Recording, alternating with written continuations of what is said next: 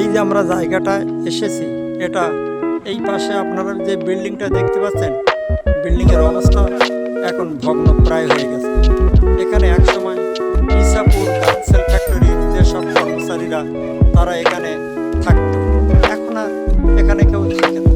এপাশে দূরে ওই একটা বিল্ডিং দেখতে পাচ্ছেন, ও একই অবস্থা। এর পাশে দেখুন আর একটা সুন্দর বিল্ডিং, কিন্তু তার অবস্থাও ওই একই অবস্থা, ভগ্নদশা হয়ে গেছে। এখন এটা ভুতুড়ে বাড়ি হয়ে গেছে, এর গ্রিলগুলো সব ভেঙে আর দেখার মতো কিছু নেই, তবে তার জীর্ণ অবস্থাটাই পড়ে আছে। এই জায়গাটার নাম হলো ইসাপুর। একটা বিল্ডিং একটা পূর্ণ দশা নিয়ে এখনো দাঁড়িয়ে আছে। এই আরও আরেকটা বিল্ডিং দেখতে পাচ্ছেন, এই দেখুন পরপর অনেকগুলো বিল্ডিং, তবে এখন আর কেউ এখানে থাকে না, এখন সব ভুতুড়ে বাড়ি হয়ে গেছে।